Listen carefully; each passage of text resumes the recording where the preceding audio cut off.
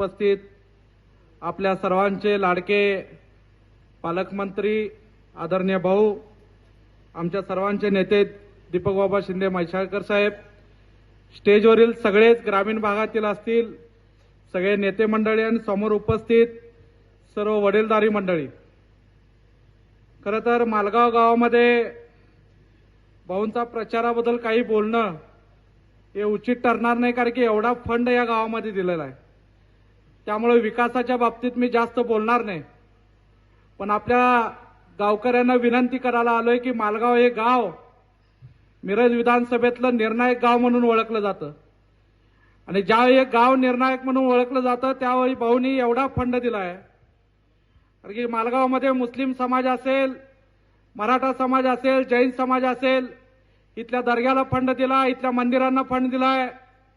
जैन समाजासोबत भाऊ एकत्र काम करतायत आणि त्यामुळे माझी विनंती आहे की आपल्या मालगावकरांची सगळ्यांची जबाबदारी आहे की भाऊंना मोठ्या संख्येनं मतदान करून या ग्रामीण भागामध्ये जेवढ्या मोठ्या पद्धतीनं लीडिंग आपण द्यावं हीच अपेक्षा मी करण्यासाठी आलोय.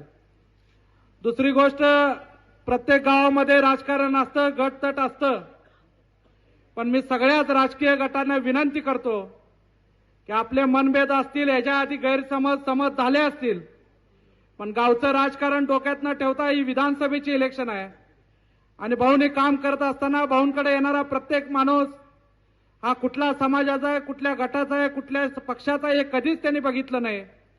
आणि त्यामुळे फक्त विरोधाला विरोध म्हणून इथं विरोध करू नका. तर भाऊनी काम केलं, या भावनेतनं आपण सर्वांनी त्यांचं काम करावं ही विनंती करतो.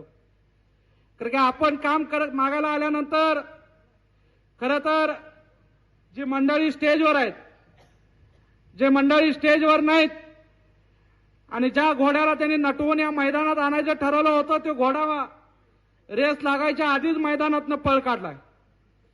आणि त्यामुळं माझी विनंती आहे की त्या लोकांना पर्याय सगळे खुले आहेत.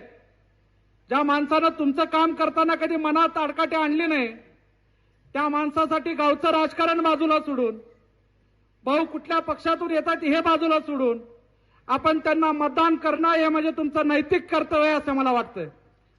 आणि त्यामुळे मी सगळ्यांना विनंती करतो की ग्रामीण भागातले शेतकरी असेल, गोरगरीब असेल, सगळ्यांची नाळ भाऊंची जवळची आहे की भाऊनी काम करत असताना शेतकरी समाधानी झाला पाहिजे, गरिबी समाधानी झाला पाहिजे आणि सगळ्या क्षेत्रातली लोक समाधानी झाली पाहिजे, ही भावना त्या माणसाची असते.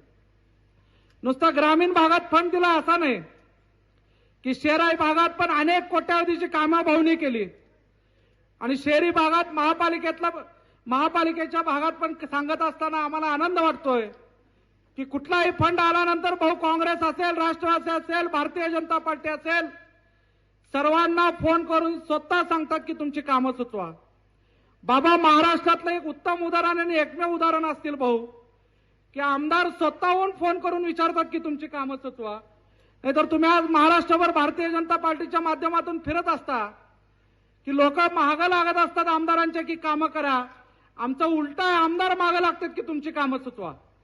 म्हणजे एवढा चांगला नेता आपल्याला मिळाल्याच्या नंतर आणि नुसता रस्ते, ड्रेनेज, भागातली मंदिरं एवढ्यापुरतं मर्यादित न राहता मला आनंदानं सांगावं वाटेल की आपल्या ग्रामीण भागातील असतील, पूर्व भाग असेल, पश्चिम असेल, कुठलाही सांगली जिल्ह्यातला ग्रामीण भाग असेल, मिरज शहरातली गोरगरीब लोक असतील, आमच्या मिरज हॉस्पिटलला येत असतात. आपल्याला माहिती आहे गरिबांची परिस्थिती काय होते.